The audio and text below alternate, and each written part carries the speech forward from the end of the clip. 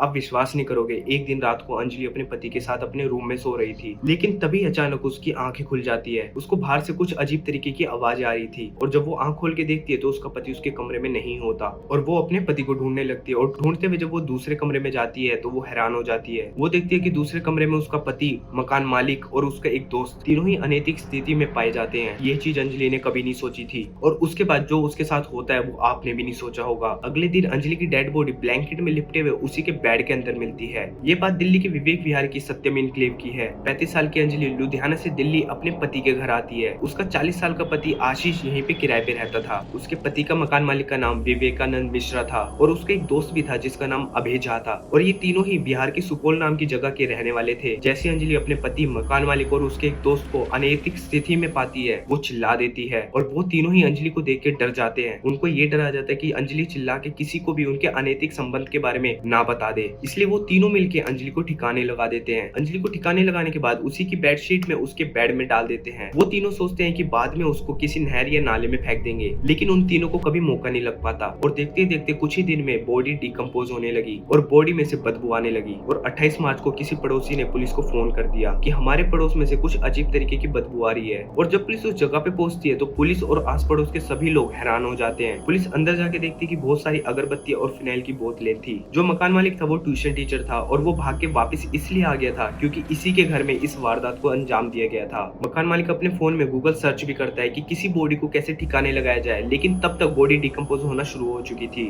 और तब तक पड़ोसियों ने पुलिस को भी इन्फॉर्मेशन दे दी थी। 28 मार्च को मकान मालिक पकड़ा जाता है और उससे अगले दिन 29 मार्च को उसका दोस्त अभय भी पकड़ा जाता है और उससे अगले दिन 30 मार्च को आशीष भी पुलिस के हत्थे चढ़ जाता है। पुलिस ने अपनी रिपोर्ट में ये बताया कि तीनों कई सालों से एक दूसरे को जानते थे और साथ में रह रहे थे। पुलिस ने ये भी बताया कि विवेकानंद मिश्रा शादीशुदा था और वो 2 बच्चों का बाप था, लेकिन वो यहाँ अकेले रहता था और आशीष की भी अपनी पत्नी के साथ में नहीं बनती थी। और आप ये समझ सकते हो कि क्यों नहीं बनती थी। ऐसे और मिस्ट्री केस देखने के लिए लाइक और सब्सक्राइब करें।